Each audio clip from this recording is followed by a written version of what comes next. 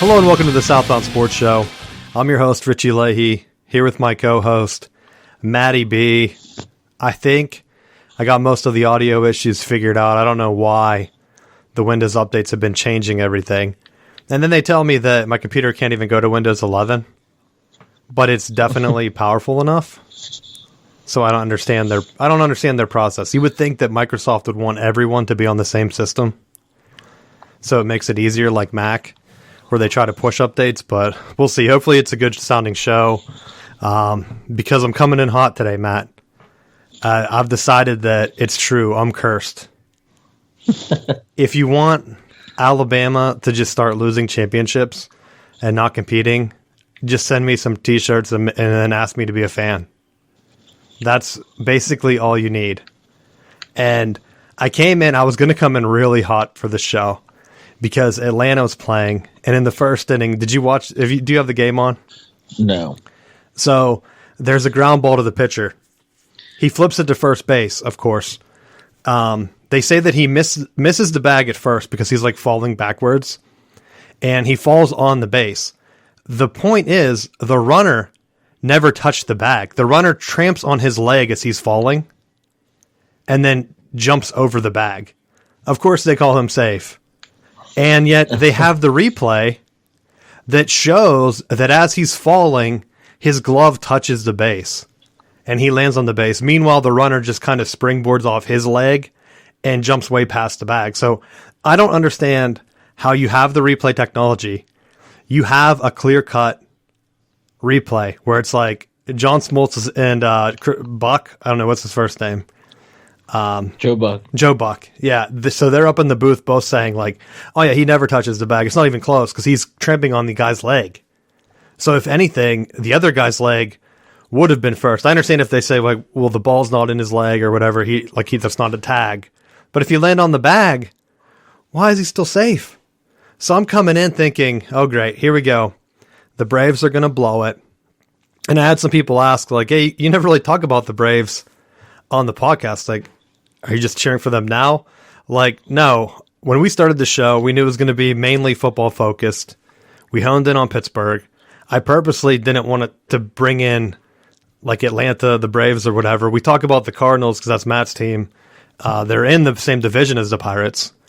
But I purposely left them out just because baseball at that point was annoying to me.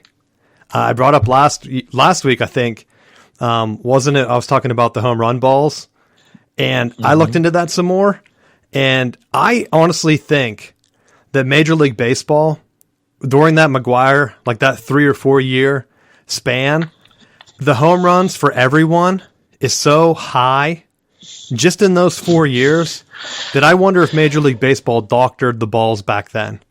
Because remember how it went to Congress? And I think I might have even brought this up last week. Remember how it went to Congress and they were supposed to be looking into it? And they had a list of all these players that were on steroids and then nothing came out?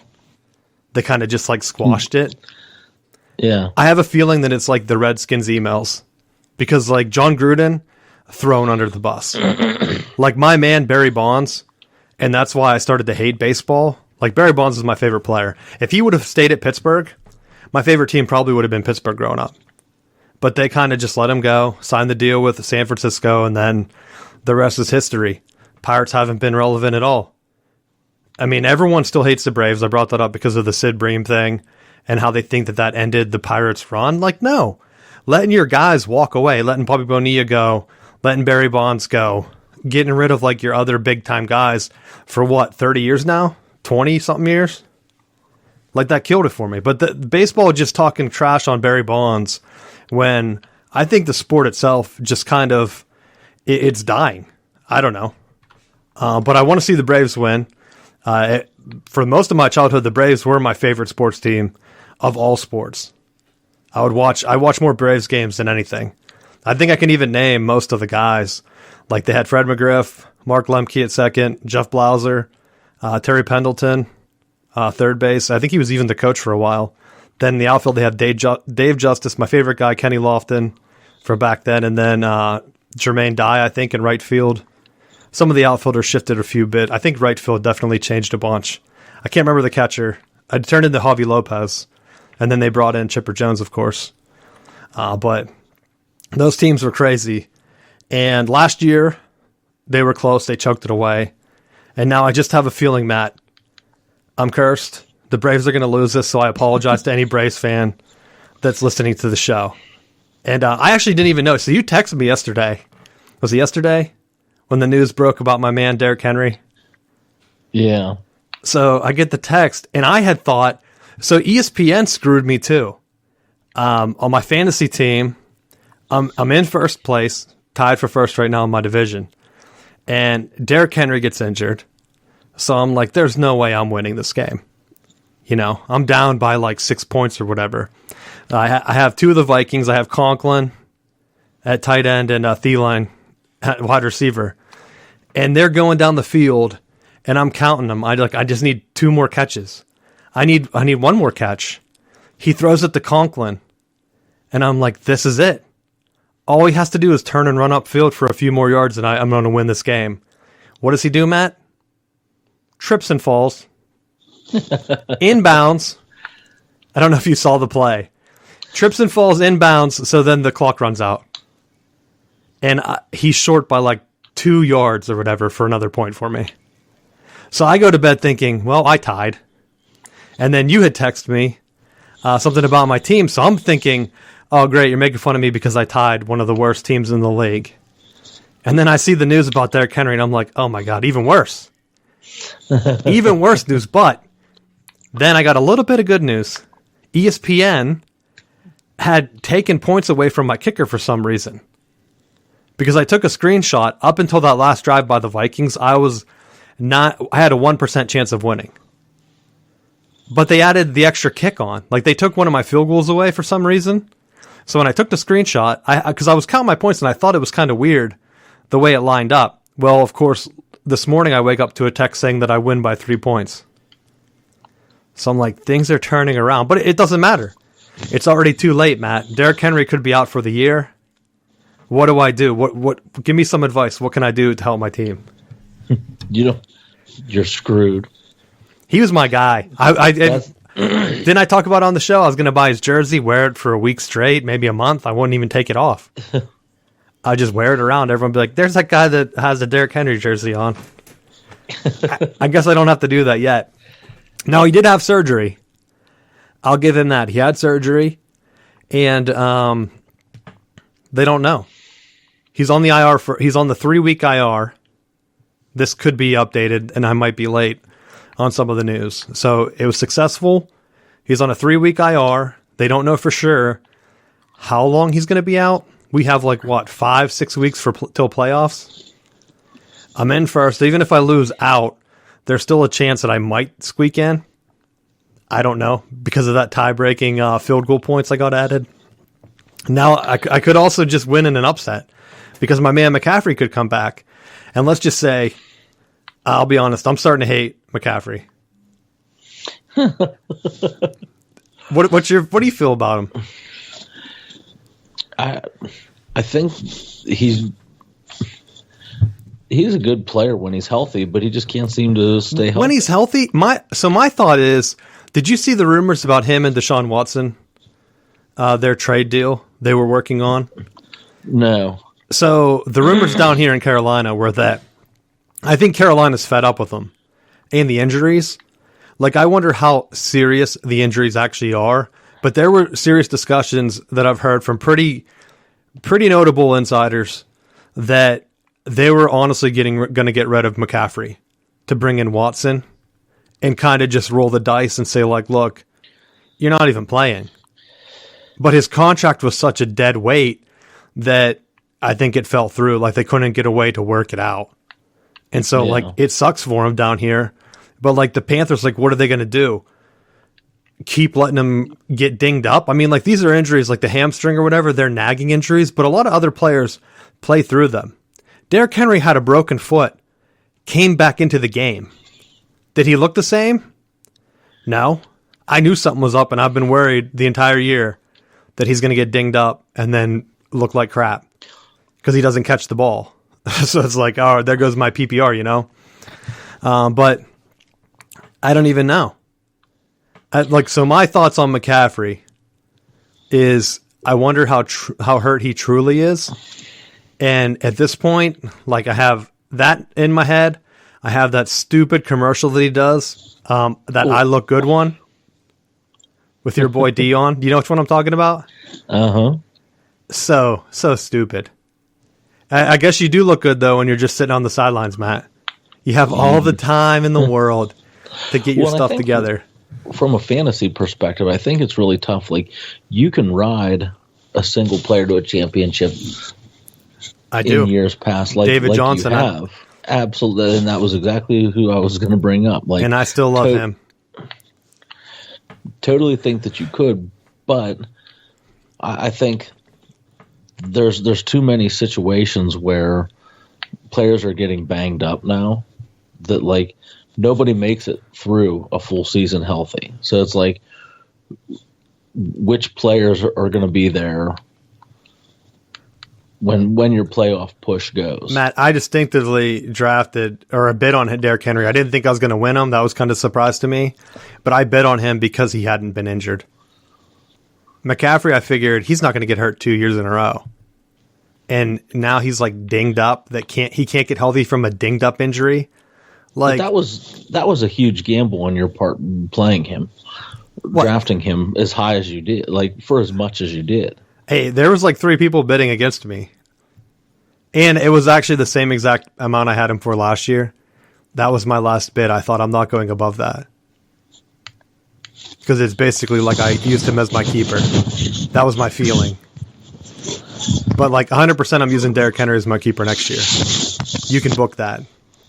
Because like I think he has a different mindset than McCaffrey. Like, I don't think I would ever draft McCaffrey again. But you can have a player like him on your team, but then I think you have to make sure that you balance it out with enough potential consistent players that if he does get banged up, your team doesn't go completely by the wayside. And I think, like, there's a couple teams in our league where, like, they were so heavily drafted on one guy that if you're just banking all of your points on him and he doesn't go off, then you're screwed. Oh, just like we have the one guy that, like with Mahomes and stuff, his team clicks on the Chiefs. I think I don't know if he has Hill this year, but like in previous years he had both. So the Chiefs look like crap. He's like almost in last place. So it's like, all right, like I see what you're doing. If you can do the keeper and work that out, or even Kelsey went down yesterday. Was it yesterday? I can't remember getting my day straight. I'm in a cursed fog, Matt, where everything that happens is just bad news for me.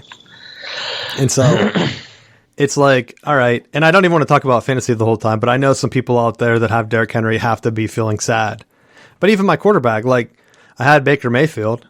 He's injured. He's been playing injured so much that I had to bench him. Well, speaking of injuries on that front, Jameis Winston got horse-collared. I know. That's what I was going to bring up. So you have an injury too. Was set to have had he have not gotten injured, I am certain I would have won this week. But of course, hey, I had the same feeling, except my team just was good enough to win, Matt. And Kelsey gets that phantom penalty, that phantom face mask that gives him the extra points to push it over the top. Oh, I mean, so you're watching that Saints game. What do you think their chances are going forward now? Because he's out for the rest of the year, right? Yeah, wasn't it an ACL damage and MCL?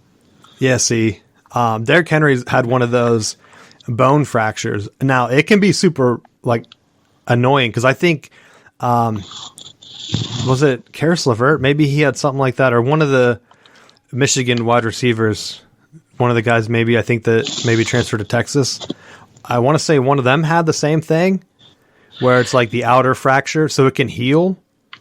And if it heals fast enough, like you can get back into it. But if it breaks again or whatever, like you might still be in pain. Like they don't know.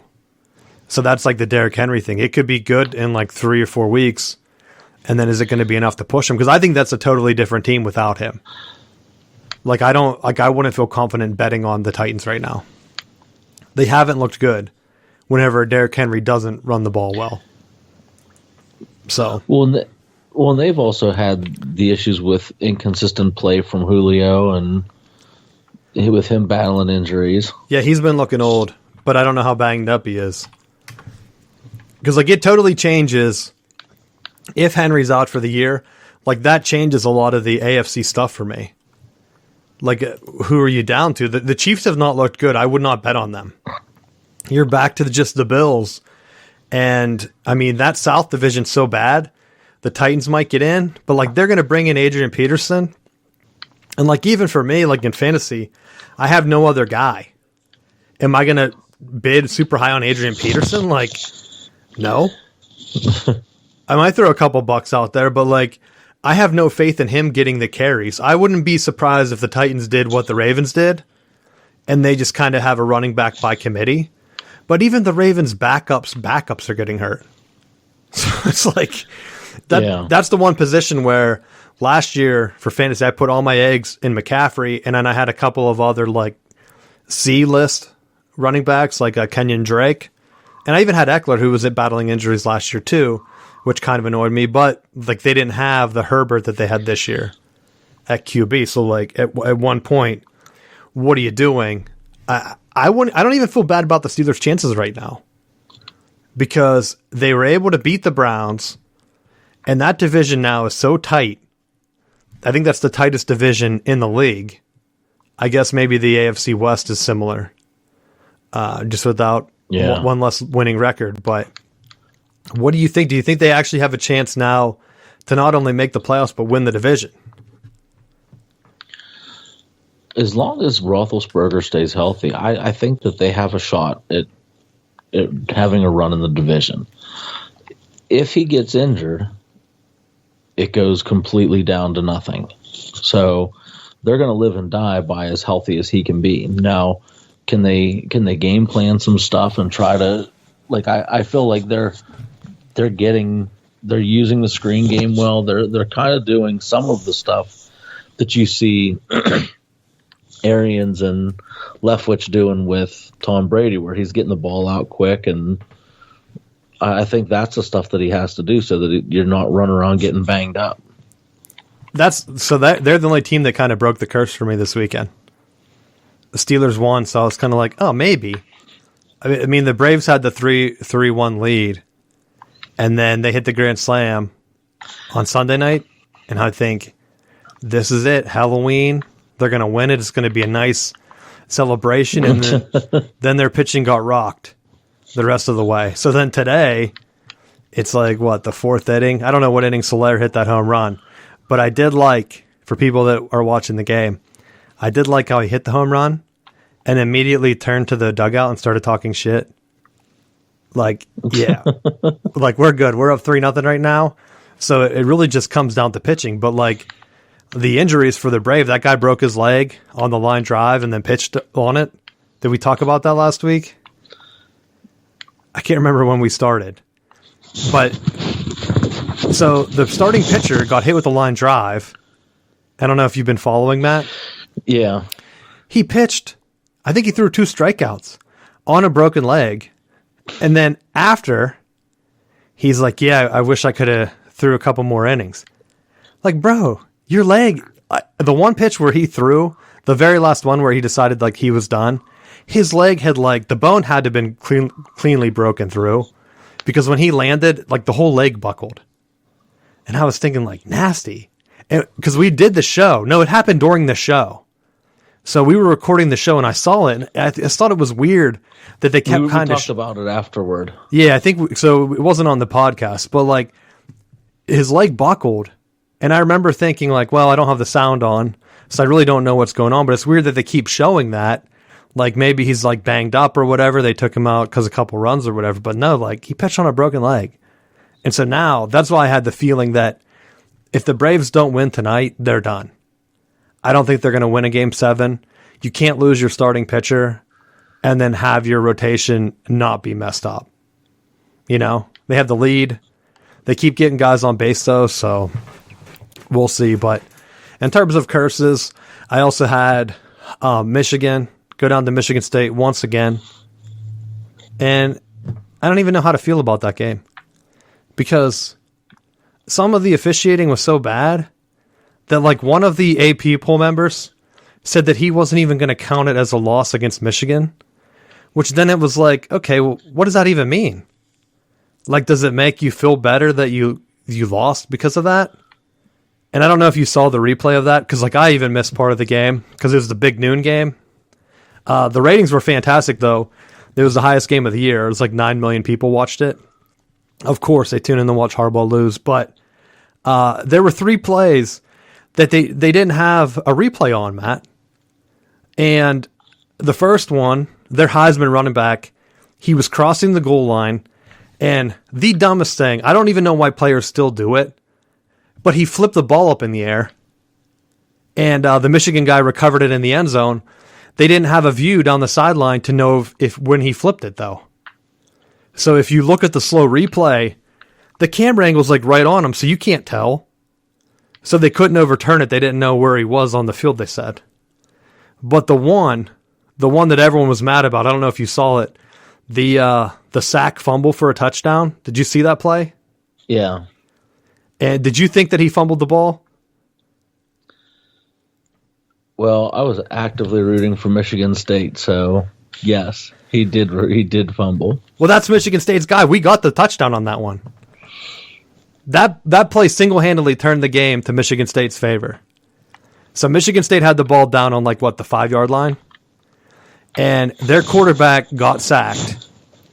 He loses the ball into his lap. Like he tried to tuck it, but it was already coming loose, so it went into his lap. As he fell, of course, it just popped right up into the air because he didn't have control of it. And Michigan recovered it in the end zone for a touchdown, would have given them a gigantic lead going into halftime. And instead, they came back after replay and said that he had control and was down. But no angle showed that. The ball was already moving as he was standing up, and there was no angle that showed that they said after the game that his shin hit the ground. And then now I saw the Big Ten said, well, there wasn't proof, so we're going to take a stance that if there's not really definitive proof, you can't guess that his shin was down. And I'm like, you're telling me that on Monday? Like, what does that mean? Your guy should never overturn it. That's literally in the rule book. If you don't have the view, you have to say that the call stands. It's not confirmed, right? Isn't that the rule? Yes. So you can't just make up that he was down when the ball's out in every replay. And then someone did show a camera view. I don't know if it was like from a camera where the ball was out and he wasn't even close to being down. And they said, like, didn't he have this view? Because, like, even Feinbaum and those guys were saying that Michigan got ripped off because that basically swung the game. They kept it close going into halftime. Michigan got the ball. I think they kicked the field goal. And then even at that, Michigan State still needed 2-point conversions to go in and to get back into the game. So if that was a touchdown, I don't think it would have happened. Like, I think it would have been a blowout. And I almost wondered, like, did the Big Ten refs think this game's going to be a blowout? I don't think they were actually rooting against Michigan. I just think sometimes that the Big Ten thinks there's a lot riding on this. We need to keep it close, you know? And then one call like that keeps it close swings the entire game. Well, I don't think you're wrong there because I think like there was a similar thing that happened in our game this week that we were playing a team that was heavily favored, like we had talked about. And there were a couple calls that went against us that if we got those breaks along the way, I think it helps. We definitely would have been in a much better position. But it's like you're not going to. The officials aren't going to be the ones to make the calls that then it gives the impression that the game was given to us. You know what I mean? As the underdog. And well, that's what I watched the Michigan game at the end. Then they came back. It was back and forth. Then like that non-touchdown tightened the game up enough that it came back and forth down and turned into a great game, which I honestly think was their intention. They said, like, look, just say he's down. Let's keep this game close. Let's get into halftime. Because otherwise, there's no way the booth or whoever looked at that play, they didn't have a view where they could overturn it. So you can't tell me that there wasn't a conspiracy to just keep the game close, you know? And then at the last play, or not, the second to last drive, Michigan came down. They ran a slant. The receiver was grabbed, should have been a pass interference. They didn't throw the flag. And I know you can't rely on the ref at that point, but it's like every call, I think was it like the Detroit Free Press or someone, one of the Michigan newspapers wrote an article where it was like 7 calls like that were controversial all went to Michigan State, and that's like never happened where you have that many calls all go to one team. And so like to the point where the AP voters see that because everyone watched the game, it's like, all right, well now Michigan's not going to fall, which we'll get into the college football rankings later because they still don't make sense. But it's almost to the point where, like, is that part of the curse, Matt? Because Michigan football is obviously cursed. Can't beat Ohio State. Always choking. Like, defining the worst ways to lose. Like that. The blocked punt. The spot against Ohio State where it looked like he was definitely short. Then they give him the spot, and they're like, oh, sorry, we don't have a replay angle on that. And just like the fumble. Like, oh, we don't have a replay angle on that, so we got to keep that a touchdown, you know? So that's part of my curse. Maybe the Braves will win, and I'll have a little bit of excitement. But we'll probably know. Maybe we'll know by the end of the show when Houston hits like a grand slam to go up 4-3 or something. And I'm just sitting here having my doubts. But that's my curses. I think they're real. Somewhere along the line, things went bad. And I don't know why. I won my back-to-back titles. Maybe that was it. They're like, never again. Every guy you draft is going to get hurt. So I should just start drafting players from like teams that are going to be competing for the Super Bowl. Maybe that should be my new strategy. Just try to ruin sports. Anyone that's against the Pittsburgh, like Lamar Jackson, like, you're gone. I got to get you next year. Who else do I need to get? Joe Burrow. Joe Burrow. He's coming back. So the funny thing was, in halftime, the halftime show, I don't know if you watched, was it the Steeler game on at 1 o'clock? One of the halftime shows, because I had both games on, had a segment on how Burrow has brought swagger to the Bengals and how now they've turned it around. And then they turn around and lose to what? The Jets?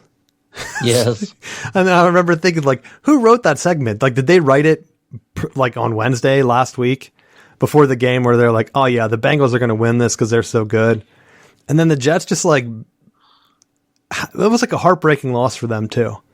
Because they showed it, and they had to have like that one stop at the end or whatever. The slow, painful death. Soleil was out there on the sideline, like cheering. So, I don't know. But we'll get into the NFL. Any other thoughts here in a second? But do you have anything else on baseball? No. I was watching this, and so I try to look up like just articles to see what people think going into the game. And I found about 10 articles on how the Braves name is offensive. So I wanted to get your thoughts on that because they don't think the actual name is offensive, Matt. They think the tomahawk chop is offensive. So what do you think about that? I don't at all. Because why? Because I don't think people know. Where'd that come from? It came from Deion Sanders, who played for the Atlanta Braves. Exactly. And they don't seem to know that. Sports writers don't know where it came from. And you know what's even funnier? Because as I was reading those, like I think it was Halloween night, when did the Chiefs play at night? I'm watching the Chiefs game and I hear a familiar song, Matt. That same exact cheer. The same exact one at the Chiefs game. So how is it offensive for one team and not the other? I never hear the Chiefs brought up at all. Never. Like I read through about 10 articles, which I will just say, all of them written by white people about how the Indians feel about it. There was only one article that had a quote from an Indian guy. The tribe that apparently sponsors the Braves or like says that they approve of their mascot. And he said, I don't even know why you're writing this article. And this is a paraphrase by me, so you can look it up. He said, I don't know why you're focused on the name of the sports team when you should be focusing on the poverty on our reservation and like high school graduation rates. And there's a couple other things he talked about. He's like, write an article on something else that, you know, can actually make a difference. If you're really that concerned about the Native Americans. Because it doesn't make sense to me. Like to actively root against the Braves because of that. The name Brave, that's like a positive name, right? It's not like they're the cowards. And you don't have to comment if you think you're going to get in trouble. Because I know the cancellations will be after me. Well, no, but to take it a step further, because I knew that with the Braves, that Dion brought it with him from Florida State. But there have been people for years that are trying to get Florida State to change their name, and it's like they're working with the Seminole tribe. So like when they do changes or uniform things, like it gets approved through the Seminole tribe. So like they're on board with, yeah, that's fine. Like you're representing us. We're okay with it. But people are still like, no, that's offensive to Indians. Like, no, it's not.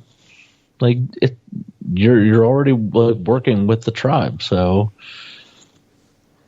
it's kind of crazy to me. Like I could see the Indians wanting to get rid of it because that's just like the name of a person, like like whatever a nationality. But the Braves is kind of like a positive name for their warriors. And I saw someone say, one of the articles had a thing where it was like, well, when you're using that as a mascot, you're dehumanizing them because you're comparing them to other animal mascots like tigers and cubs.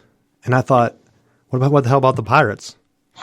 Pirates are literally a people, the same exact thing as the Braves. Like it's different than the Indians to me, but like, what about the Vikings? Or hell, what about the Irish guys? Celtics? No one ever talks about the Celtics. They talk about the Fighting Irish because I think they just want them to drop the fighting part and just become the Notre Dame Irish, which would sound weird, but that's even worse, right? I don't see how you could say the Braves, which isn't a name. To me, that's not the name of a tribe, right? I think that was supposed to just encompass all the tribes of the area in the South, wasn't it? I don't know. But well, actually, they were from the North, weren't they? I don't even know at this point. But it's almost the same as with the Redskins. Well, the Redskins, that's clearly offensive. You're making fun of their skin color. I guess not making fun of it, but highlighting it. I can see that one, is what I'm saying. But you can't tell me that the Braves any different than the Pirates, the Vikings, the Celtics, the Irish. Like, I'm looking at the other ones. The Patriots, that's also a group of people. What else is on here? Buccaneers, which is kind of like a pirate for the NFL. So they're all similar. I don't know. I don't want to talk about it anymore, but I did want to just bring that up because it's like people are actively rooting against them. Maybe that's why the Braves have been cursed for so long. Since 1995, Matt, I've been waiting. What is that now? 25 years? 26? To see them actually had. And they had such a good rotation back in the day. Like Tom Glavine, Greg Maddux, John Smoltz. They have like Denny Nagel, Steve Avery, Mark Wolders as the closer. And then they even had John Rocker for a bit when he was awesome. And they couldn't get another championship. And I'm talking about his pitching, not his off the field shenanigans. Clearly. But that's it. That's my curse thing. So maybe this will work. This kind of like my reverse jinx where I will the Braves to victory because I'm highlighting all the negative things that people have been saying about them. So that's my try. And it looks like he just hit a homer. Oh, they got a 5-0 lead, Matt. If they lose them, that's going to be even more heartbreaking than the Michigan lead. I'm not even joking. Next show, I'll just curl up. And that's Swanson again. I think he's from Georgia. They're showing some lady crying. But that's the one thing I don't get. The Astros clearly cheated a couple of years ago, right? Where they were stealing signs and banging trash cans. And Major League Baseball said, we'll give you a penalty. Nope. Like, go to 3 World Series in the next 5 years or whatever. Like, you guys can go back. We'll give you Dusty Baker because people want Dusty Baker to win. They're like, remember him? He's been managing forever. Maybe people will like him. We'll give you a likable manager. Like, that's kind of the only thing they did to them. So it's so much better. I hope Atlanta does win in front of Houston fans. But let's get back to the NFL. Trade deadline. I was really hoping that McCaffrey would get traded for Watson before like the contract stuff fell through because that would have really helped my fantasy team because I would have had McCaffrey. I would have been able to keep Hubbard as my starting like 2 back. And then if Derrick Henry never came back, I would have been right there in the mix. But it didn't look like they were able to move him because of his contract. The Steelers were able to move Ingram. And then I think the biggest trade, Von Miller going to the Rams, which is kind of odd to me. Like, if you're the Broncos, you're not that far out. Why are you trying to make moves like that? What do you think? What was your worst trade?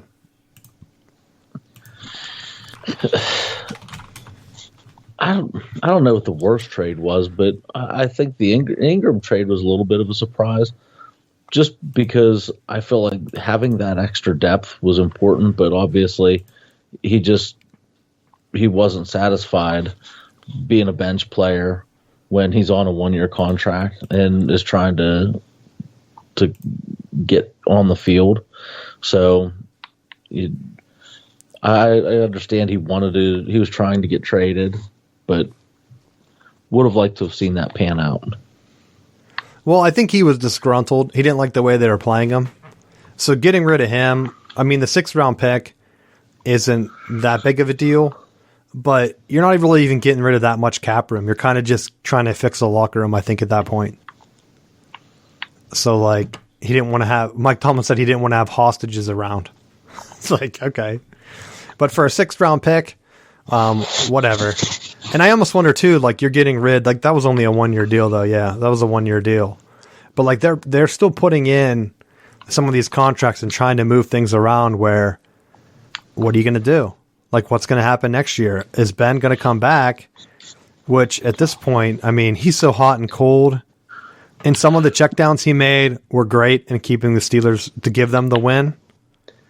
And I almost wonder if, with the way Tomlin was handling this Ingram thing, if he's not just setting the table for, like, even if Ben does go, like, don't expect us to spend a lot in free agency. We're just going to ride with the guys that we have and build in the draft.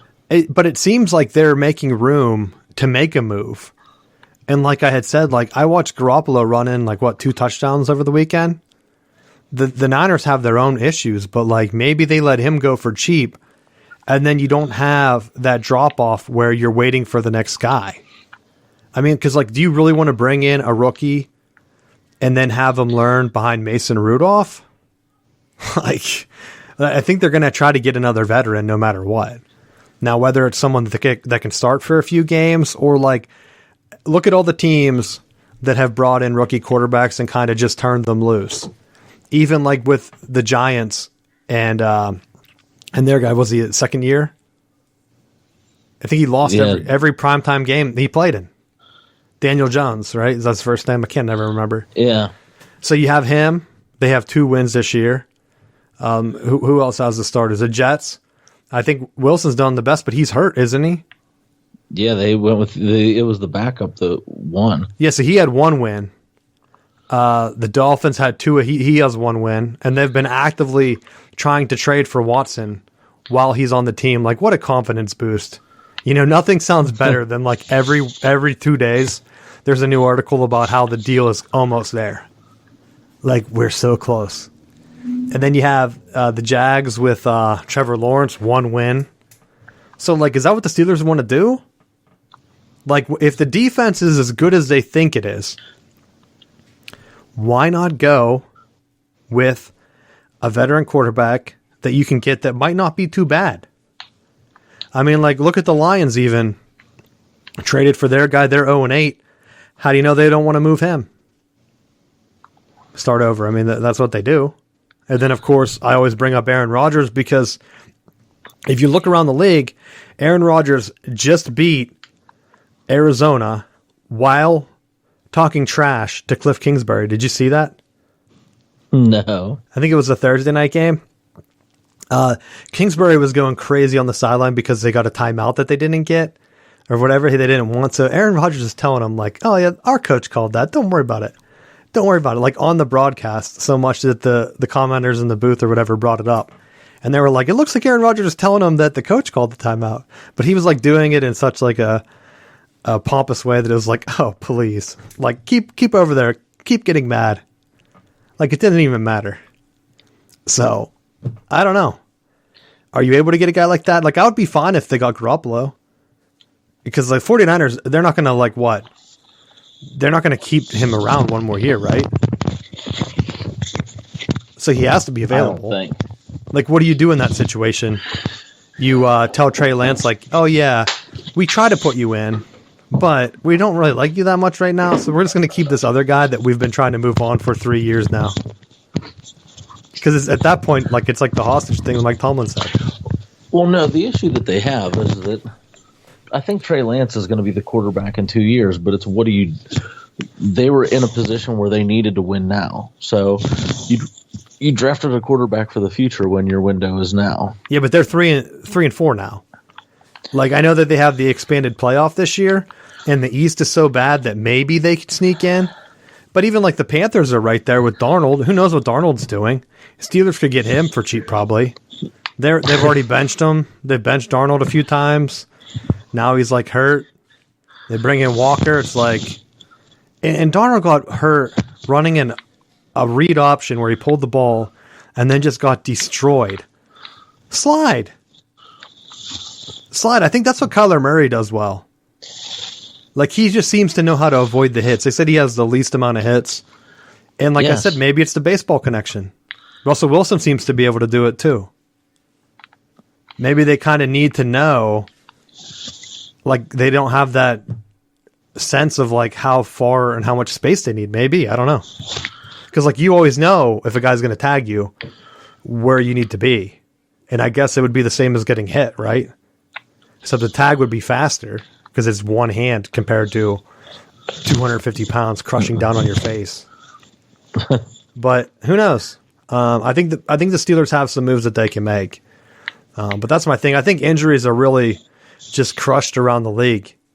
And I'm surprised, like, some of these teams that you're looking at, like with the Saints, 5-2, win over the Buccaneers, Jameis gone. Derrick Henry, Titans, they're 6-2. What's happening? Gone. Oh, that was a big hit by the Braves off the wall. They're going to get another run. It's going to be 6. Oh, Matt, we're getting closer. Too much hope for me. Too much hope. And then he has trouble with the snap, just like that Michigan game that they played 300 times over the weekend. Do you have anything else for the NFL? No. All right, so I wanted to keep my curse thing going here. TCU fired Gary Patterson. Insane. And you look at that, he built the program. Yes. That's like Penn State firing Joe Paterno, which they did everything they could to not do that. Even if there was like a gigantic scandal surrounding him, they're like, you know what? We're not going to fire him. TCU, and this is what blows my mind, TCU is about to be in the Big 12 without its 2 superpowers in a few years. Why would you not want the coach that has guided you through multiple transitions to guide you through this one? I know he's had a few bad years in a row, but you now have the NIL where you can give him extra support because I know recruiting's been tough and transfers, I think, have hurt them. And that's one thing where, like, you look at a team like Michigan State. I said, you keep talking about how Florida State needs a few years. Need a few years to get our guys in.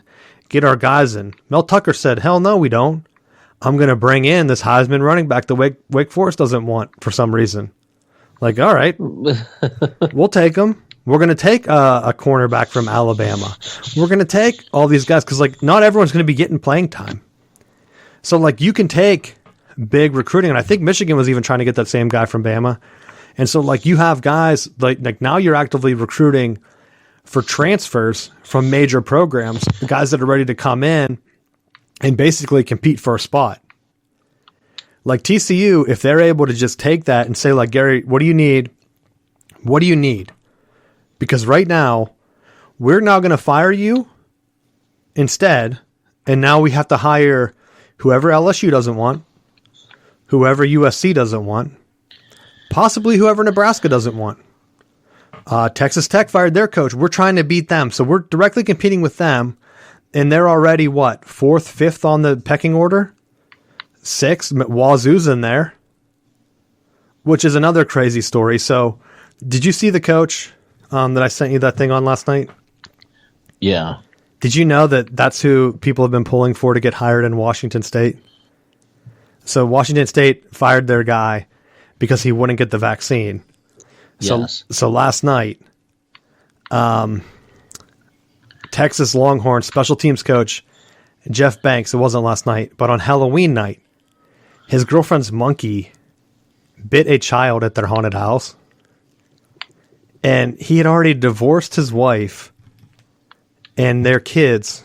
And she was a stripper from, she was on, what was that, Jerry Springer? Yeah. Pole assassin. And so you're taking a guy, like you can't preach, if you're Washington State and that's the guy you hire, how, I mean, she actually, I looked it up because I was like, I'm not going to mention this on the show. And then I thought, this is college football. Like now, Texas brought him over from Alabama because of his recruiting. His girlfriend, the stripper, tweets at recruits. Like I saw confirmed tweets that she made. She was tweeting about the monkey incident, saying that the 12-year-old had no right to be in their backyard or whatever, which is a bad sign because you're already in denial. And she said it was an emotional support monkey. So that's who you're going to get, Washington State? Like if they hire him, how you go from Mike Leach to that, I'll never understand. I know he played there. And I think someone said that he played in the game against Michigan when they won the national championship in like 98, the 97 season. I don't know how people number him. Well, now with Rolovich being out, I almost wonder if he would be a good fit at TCU because Texas isn't going to have the mask mandates that it would just be a natural fit to fit him in. If that I don't know was the how well route he does that at maybe they're recruiting, thinking. though. I think TCU's main thing, because I did some research, and I've been following Patterson. There's been some like complaints about his recruiting and stuff, but he was one of the guys that like Ohio State was actively looking at because they're saying he's so good at coaching, we can give you the support to get recruits in here, and you just focus on coaching. Like, is he done? Like, I don't even know how old he is, but like, if you're another big time program, like let's say TCU fires him, he takes a year or two off. The Texas thing doesn't work out. I mean, like, look at who they have on their staff. Like, you're telling me that they're how bad they are now, that they're able to just turn it around. How come this doesn't have Gary Patterson's age? Born in 1960. That's what? 60 something? 61? Yeah. Hate doing math on the show. I'm probably completely wrong. Some gun's laughing at me. But I'll say, like, that's not too old. Isn't Saban like 70 something? He just turned 70. Mac Brown's up there. But I'll say, if you're Texas, like, why not just say, like, Gary Patterson, we have issues not with recruiting. We clearly have issues with coaching. Let's combine our powers and let's see what happens. I mean, they got ripped off in 2014. That's whenever the playoffs should have expanded. When they went from 3 in the rankings all the way down to like 6 for no reason. Like they won their game and they were like, you know what? We thought about our last ranking and we were wrong. Like we don't want you guys in there. And then they kind of blamed it on the Big 12 because they were running those ads that said, one true champion. And they were tied with Baylor. That still cracks me up. Yeah, but maybe it's Baylor, right? Maybe their success, which seems like they can survive scandals and all kind of stuff. Maybe TCU is jealous. But I think TCU is like the smallest Power 5, aren't they? If not one of them. Yeah, they're one of. So, like, they have to be... Like, to fire your legendary coach is one thing. But to do it, right, in a weird transition time, where if he really wanted to coach... Because they tried to do the thing that Coach O did, where they're like, hey, why don't you coach the rest of the season? And he said, no, if you want me gone, I'm gone. And so now their season's going to be tanked, right? Because they're not going to rally behind him. It depends on who the interim is, because they could, if they whiff on all the people, and they're like, well, we'll just keep it in-house, just move, like, think Doug Meacham's their OC, like, could be like, oh, we'll just hire Meacham. Maybe. The rumor is they're trying to fight for Texas Tech for a Sonny Dykes. Which even then, it's like... SMU. Yeah, isn't that who's at SMU? Sonny Dykes? Yeah. Yep. Wait. You adding tidbits into my show? I'm just bringing up his. So but he doesn't even have a good record, though. I don't understand why people would want that. Like, this is the same guy that coached at Cal. So I'm glad you brought up SMU. Because SMU, he's 29-15. Not bad. But that's not like record-breaking levels, right? Right. SMU's not playing a tough schedule. And then at Cal, he was 19-30. That's not good. And Cal, the Pac-12 is not good either. So I don't even know how good Cal is, but I think you should be able to go at least 500, right? Not so bad, because there's how many gimmies on your schedule that if you're around 500, 4-4, 4-5 in the league, that you can at least be a 500 coach. But I'm trying to look here. So he hasn't even won the AAC. He finished 4th in the West, 3rd in the West, 5th in the West. And they're 7-1 this year. Like, what? You fire your legendary coach for that? And I'm not saying that maybe he doesn't Mel Tucker. Mel Tucker had an awful record. I said, like, that's who Michigan State had to settle for. But he came in with a chip on his shoulder and said, I'm going to do this any way that I can. And he's been able to do it. He might end up at LSU now. Who knows? But they had just lost at Houston, too. Or I guess they made that decision after the game, right? So they saw Sonny Dykes lose, and maybe they thought, that's it. We can get him now. He might not move on from an undefeated SMU, but now that they lost to Holgerson. That's what cracks me up, too. Because like Houston's been like toying around with firing Holgerson. But now he's moving back to the Big 12. I don't know how fast that's going to be, but he was at West Virginia there for a while. And then he said, you know what, I don't want to coach at West Virginia anymore. I'm going to go to Houston where it's better. And he hasn't had a better record till this year. So now he's going to be back in the Big 12. And you would think that West Virginia is going to want to just pound them. But who knows? Because didn't West Virginia eliminate basically Iowa State over the weekend? Yes, they did. Yeah, I saw a thing where it was like Kansas has a chance now. It's like the most crazy scenario where someone dreamt up that like Kansas won out and all these other teams lost to make like a six or 7 way tie with an undefeated Oklahoma where Kansas would play them for the championship. That's the kind of thing that I do in my free time. I'm like, how can Michigan still get in the goddamn playoffs? What scenario needs to happen? Like I need to Everyone else needs to lose. So here, let's get into the college football playoff rankings while I'm talking about it. Right now they released them, and I'm going to be honest, they're a joke. One of the guys, I think it was Oresco. Is that the Cincinnati? Yeah, the American commissioner, Mike Oresco, said that the playoff rankings are clearly a Power 5 invitational. So they have Cincinnati at 6th. And do you know how they did this? They moved Notre Dame down to 10th. They said that Notre Dame win isn't that good. So we're going to bump them down to 10th. And then we're going to put Wake Forest. And the craziest to me, they have Oklahoma at number 8. Oklahoma's already 9-0. And so they only have, 3 more games left? Like, they had to play... Like, they haven't had their bye yet, I don't think, to have 9 games in.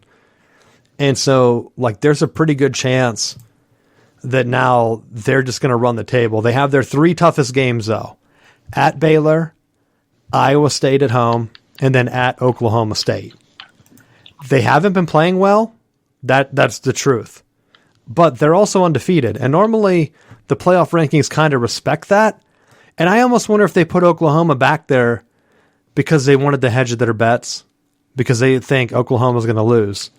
And so by not giving another undefeated team for Cincinnati to jump, I think they can kind of leave that benefit of the doubt out. Like there's no other Big 12 team that's anywhere close. Oklahoma State's at 11. I think they did this as a way where Oklahoma can play themselves above Cincinnati, but now Cincinnati can't jump them and never get that jump back. Well, I think what ends up happening is with Cincinnati, I think the reason they did it the way they did is that they're almost putting it out there to just bait Cincinnati into their schedule, so that as soon as that first potential loss happens, they can completely be wiped out. Where if you have them at 3, or hell, I mean even at 2, where you say, hey, you're undefeated, and you've soundly been winning the majority of your games, that you're going to be in a position to make a claim. Like they're going to eliminate that doubt. Well, I will say this. I had the Alabama ranking at 2. It kind of makes me agree with the AAC commissioner because they're not looking at results. Alabama had the worst loss of, I guess, maybe Oregon. Who did Oregon end up losing to? Didn't they lose to someone crazy? They got boat raced by who is it now? UCLA. No, I thought they lost, or they beat UCLA. They lost to Stanford by a touchdown. That's who it was. Yeah. Now, UCLA killed someone else, and I don't think they're ranked that high. I can't remember who it was. But so the Oregon loss and the Alabama loss are pretty similar. But like Alabama, on the other hand, why are they ranked so high, you know? Like which team that's ranked in this ranking did they beat to deserve number 2? That's my number one beef. Like if you're an outside commissioner, who did they beat in this ranking to make them deserve that number 2 spot? Because at this point, you're kind of just giving them the benefit of the doubt because of their past teams. Like they beat Mississippi, they beat Mississippi State, and they have both of them ranked around the middle. So maybe because they ranked all these SEC teams like near the end, that they're giving them a bump. But if you're looking at Michigan State, and I don't want to give them more credit than what they deserve. I know the one of the reasons they said was Michigan was in control that whole game. And of course, without those like weird officiating calls, Michigan State probably wouldn't have won that game, but like they did win it. So put them at 2. Why are you throwing all these other scenarios out there just to keep Alabama at 2, you know? Well, this doesn't make sense. This has been the motto of our podcast. Claim it. If all Cincinnati has to do, just control your, like, if I'm coaching Cincinnati right now, I'm just saying win the rest of your games. Don't worry about what the rankings are. The rankings don't matter. None of that matters. All that matters is win your games. If you win all of them, you're a national champion and you claim it.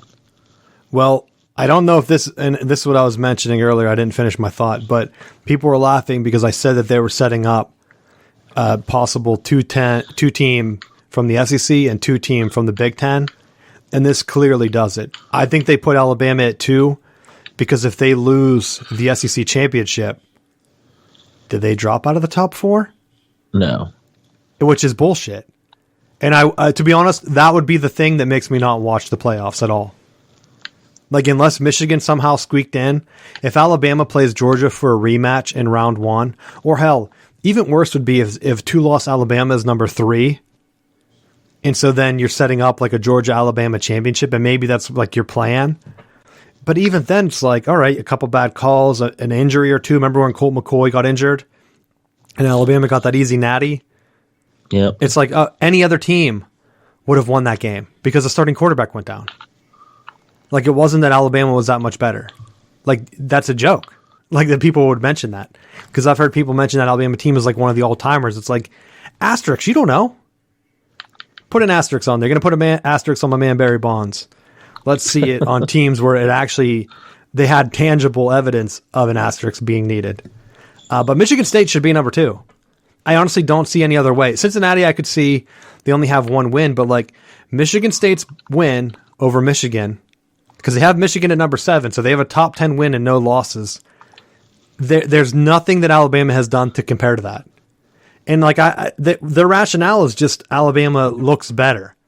And that's the bullshit of why I hate them getting rid of the BCS, because now they can kind of maneuver this into a way that they want it.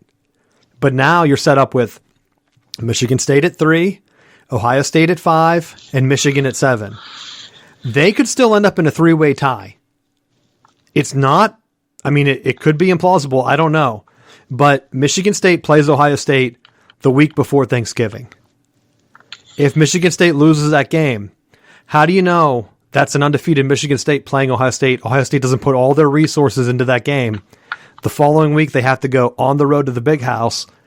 Michigan beats them for the first time in whatever. Could be a close game. Maybe there's controversy like the Michigan State game.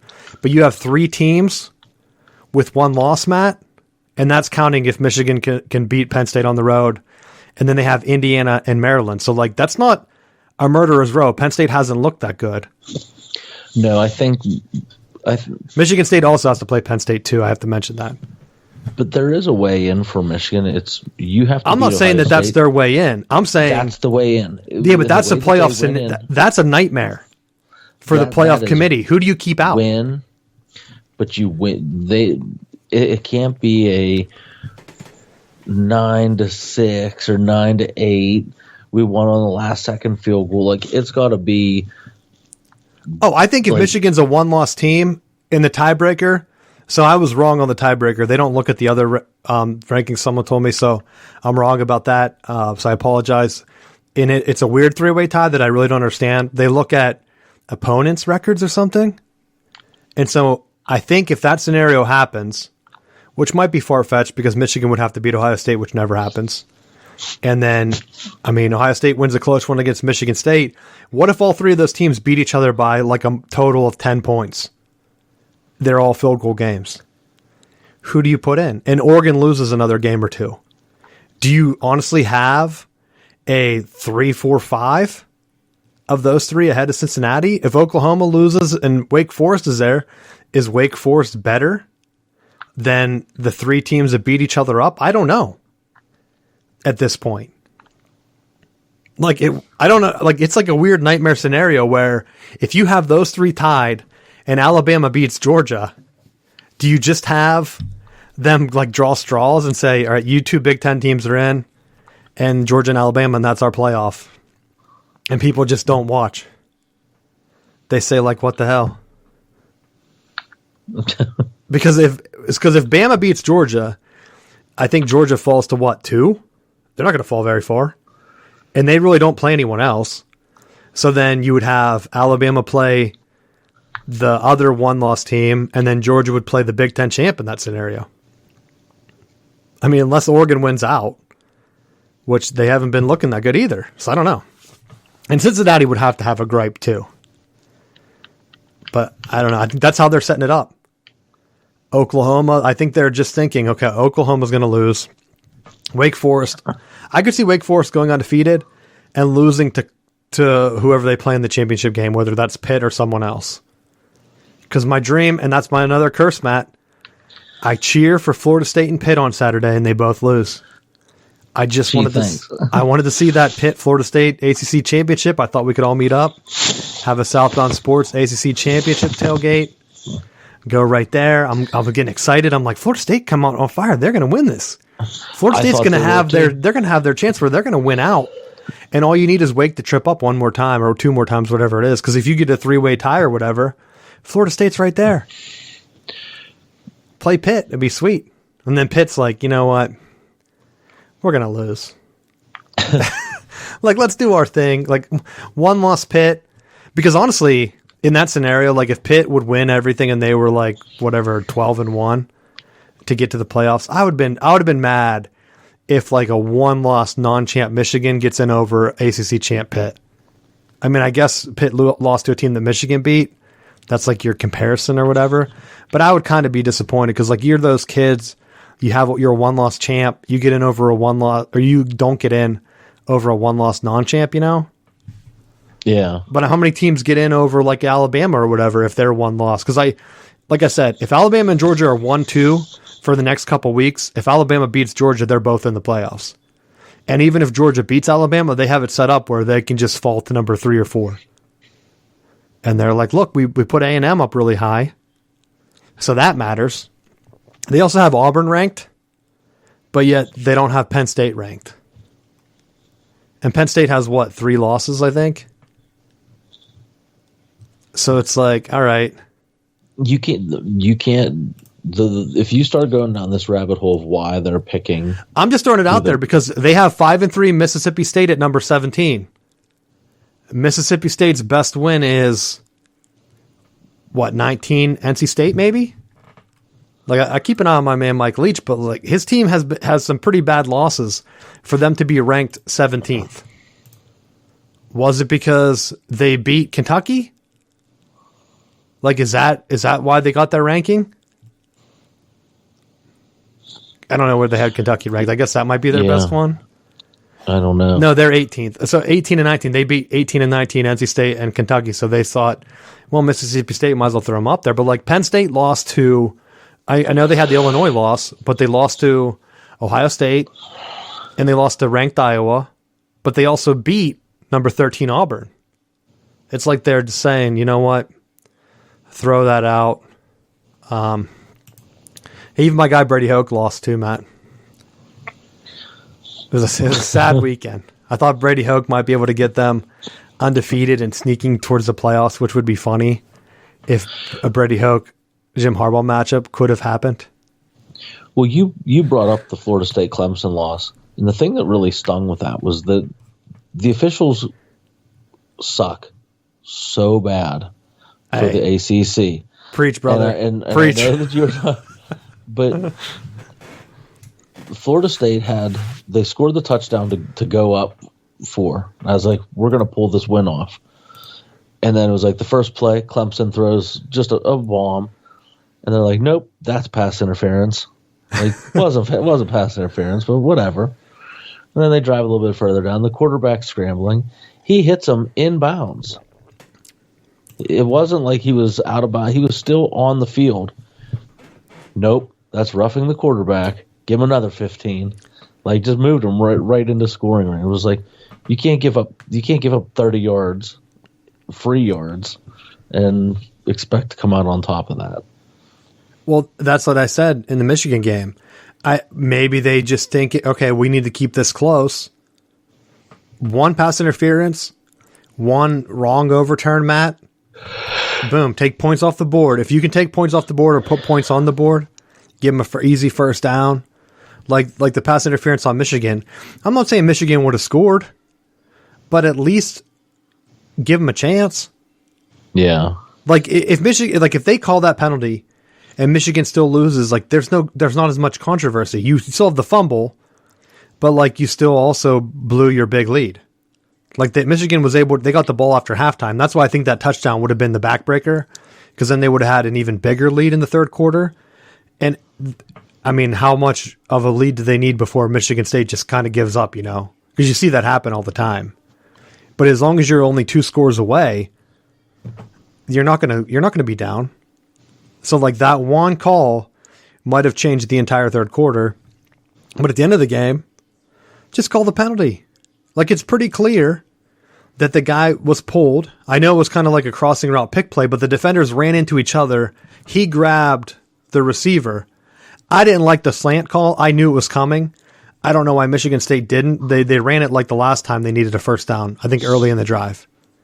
And the same defense. Like, Michigan State didn't make any adjustments on it. But the one thing, Harbaugh threw they went for it on third down. At that point in the game, they still had to kill some clock.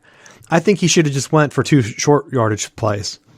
So, like, you could nitpick and say, well, you shouldn't have been in the situation where you needed to run that slant on third down, and then do something else on fourth down. Like, give your team a help. Because I honestly, and I hate to say this, but I think if that was the third down play, they throw the pass interference.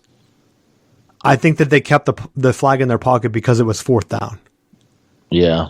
And so, like, some of that happens, and you're the head coach. You have to make that decision. But that's like, so now you're looking at it where, and this is like, I talked at the top of the show. I was a diehard baseball fan. I even played baseball in college. Some of the stuff that Major League Baseball was doing, attacking their players, taking fun out of the game, doing things to get rid of scoring, like cutting down on home runs, which I honestly think that they made up because, like I had said, and I'm on record saying this again, steroids just didn't cause players to hit 30 more home runs. It doesn't make any sense. Why would all of the players have more home runs those 4 years? Like, why would everyone just be hitting more home runs? Maybe they were serving it up like you said, or like it's easier that baseball just made some other changes that they didn't publicize, just like the NFL has stuff that they're not publicizing. But those things really took away where it's like, why am I watching baseball? Like, why do I care if the Yankees have the highest payroll or now the Red Sox are outbidding them? And it seems like everyone's like surprised that the Cubs and the Red Sox that have these humongous payrolls are breaking these curses. And then what happens? Houston starts doing it. And the Dodgers start doing it. And then guess what? Wouldn't you know it, Matt? They're in the playoffs every year. And now they're talking about getting rid of the DH. I don't know if you saw this. One of the proposals was where you have like a special DH where it's like the pitcher still hits sometimes. And I'm like, what the hell are you talking about? Just make it the same. Like I would if it were me, I'd get rid of the DH. Bring back the loaded ball so that more people can hit home runs. But I think baseball is better if the pitcher's hitting. Well, the bottom line to it all is that you still have to have the visual, like the hand-eye coordination to be able to see the ball coming and hit it. So you can take as many steroids as you want and be as beefy as you want to be, but if you're not able to follow the pitches in and put the bat on the ball, it doesn't matter how big you are. And tying this into college football, I think you're getting the same thing. They're starting to ruin the sport where it's like, hey, what decisions can we do to just try to milk money and rip off some of these smaller teams? Like, I'm not going to lie, Michigan's probably been the beneficiary of a bunch of other bad calls that other fans are like, you know what, we were close, we should have won that game.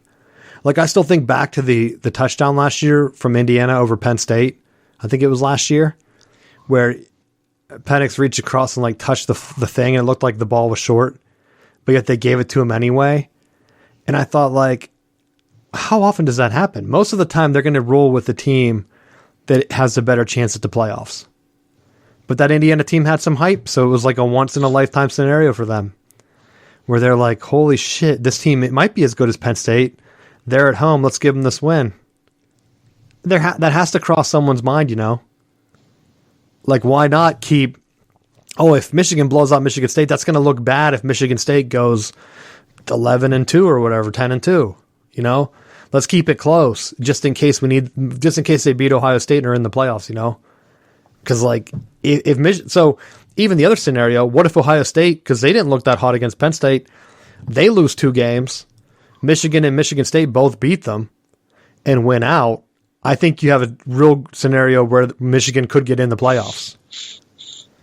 Unless those other teams are undefeated, which I don't think that they should get in then. But, like, why not? If they're only losses on the road with bad calls, put them in.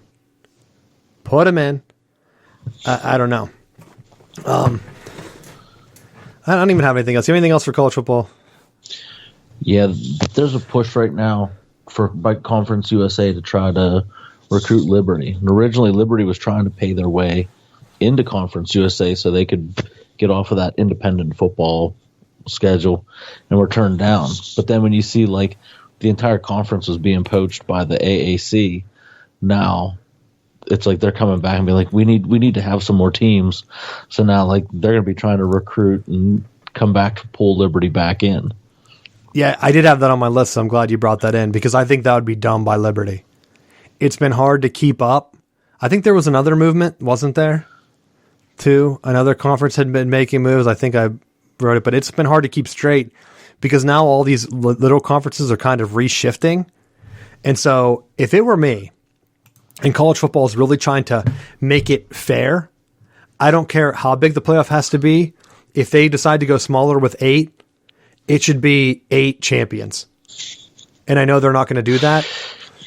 Maybe because I think what their cop out is if they do 8, they can do 6 champions and pick the 6 highest.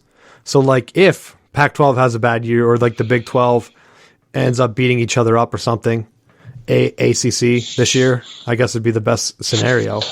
Where, like, a 24th ranked Pitt we have right now, you kick them out, and then Pitt doesn't get in, And then you have Cincinnati take 5, and then maybe Coastal Carolina or someone. I don't even know if anyone's undefeated left. You put them in, but you know what would happen? They'd probably put Notre Dame in that 6th spot.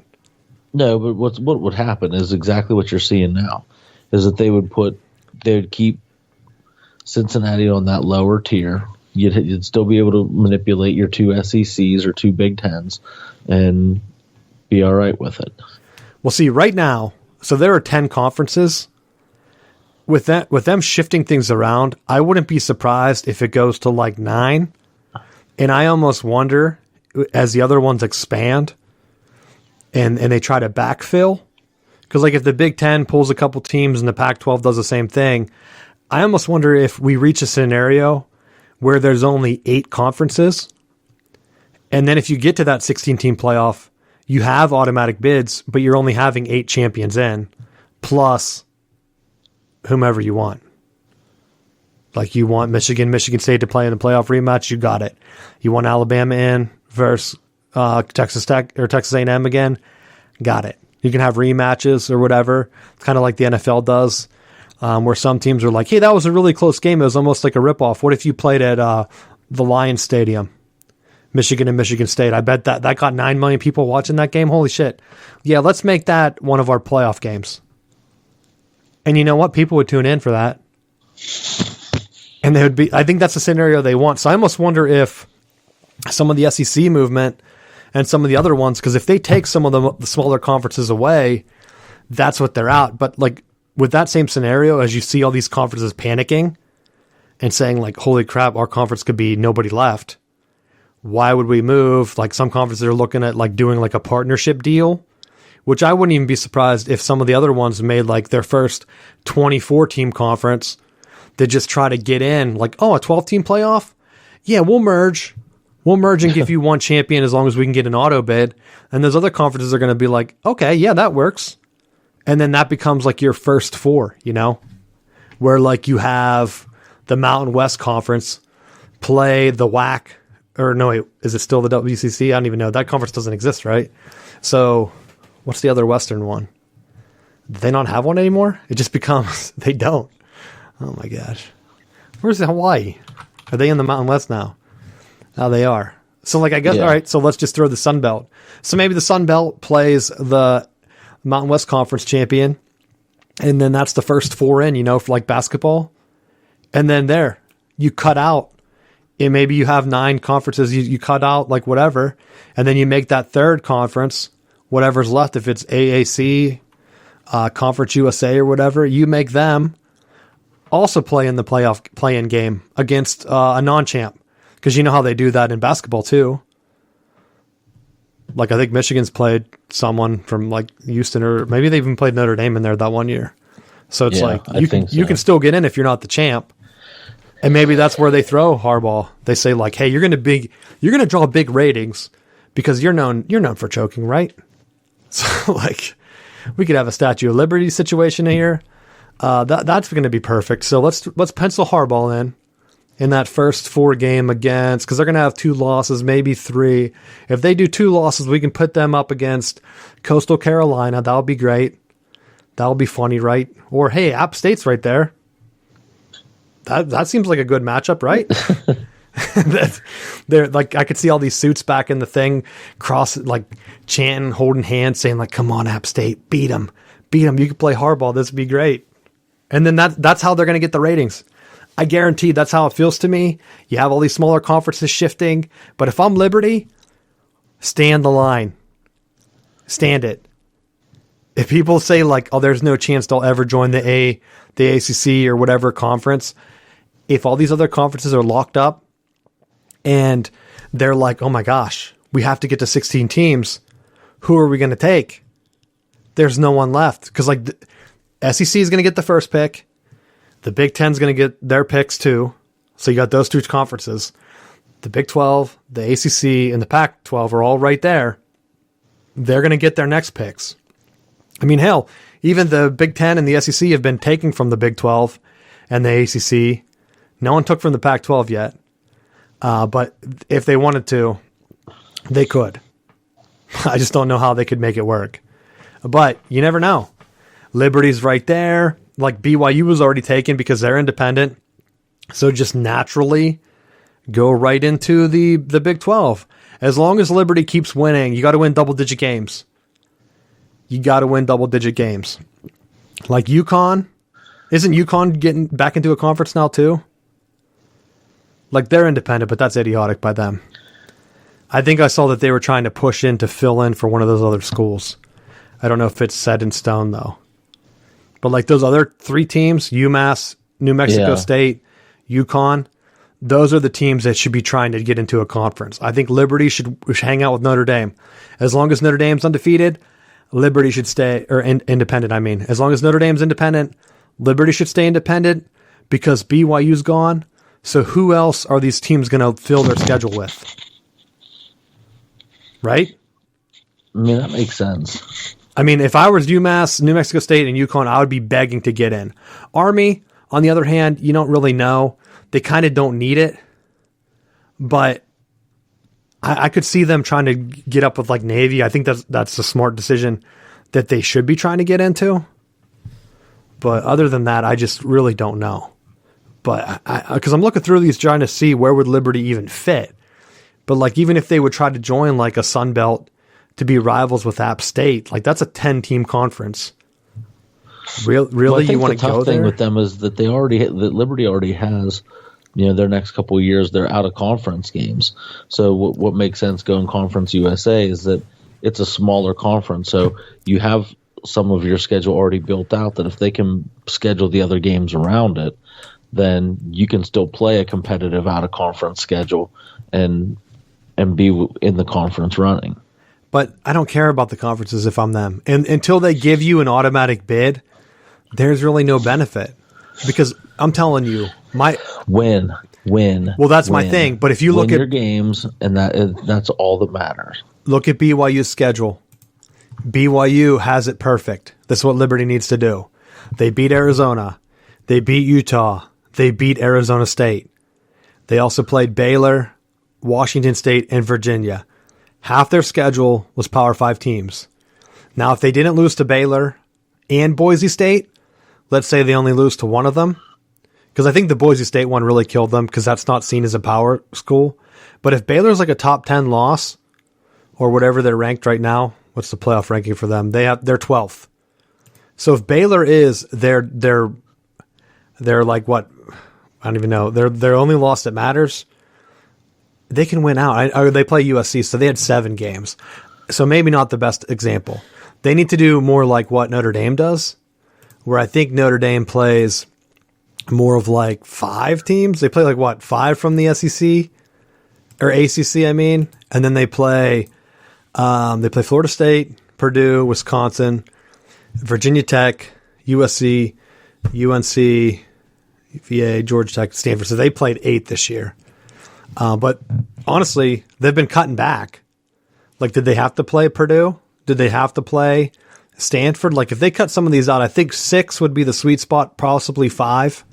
If Liberty could schedule 5 Power 5 schools, and then the rest of their schedule was like whatever, Conference USA or whatever you're saying, they just have to win those games. Like BYU lost to them. Guess what? Notre Dame doesn't lose to those teams except for Cincinnati. But this is the year Cincinnati needed to step up and get in because they're going to the Big 12. So they already have a step up. The committee would look at Cincinnati and say, look, we can put you in, and then you're going to be right there for the Big 12 to kind of be our backup conference if we need another team to get in here. But it seems like they don't want to do that anyway, so they don't care. That's my final thought, though. You have anything else on college football?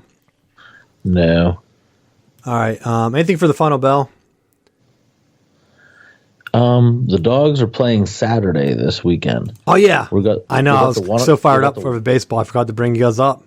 We got the 1 o'clock game on Saturday, so we're a qualifier for the playoffs. And we're going to be on the road. So you didn't get the home game? We entered as a 9 seed. So you're right on the other side? What is it, 16 teams get in? I forget how many in our... Because you were close to getting a home game. Yeah, we were close. Just the way that it was a crazy weekend for the games. And the team we're playing, Conwell Valley, ended up getting a pile of points and leaped over. We thought we were going to play purchase line, but the way the seeding fell, purchase line jumped up really far, and they went from where we thought was going to be 8 or 9 to up to 6. Okay. And Conwell Valley fell to us, so we're on the road. We're going to the nest. All right. Well, good luck with that. I know that you guys have been successful in the playoffs in the first round or so the past couple of years. So you have that experience. How many of your guys have seen experience like that in the playoffs? Or are you relatively young still? We're still relatively young, but we have had some guys that were there for our playoff pushes over the last pre-COVID years. All right, well, cool. We'll be cheering for you, and that's on Saturday. So if you turn into the big noon game, I don't even know who the big noon game is, Ohio State, Nebraska, that'll be over by that time. So just 1 o'clock, tune in, probably be on YouTube. We'll try to share it if we see it, and then you can go right into the game. But that's really all we have for this week's show. You have anything else? Nope, that's it. The Braves have a 6-0 lead as we end this, and it seems like they're only 3 innings away. It's the top of the 7th. This could happen. I talk about curses on the show. Maybe my reverse jinx works, but we'll check back next week. Am I going to be in pain? I don't know. But thanks for listening, and we'll see you next week.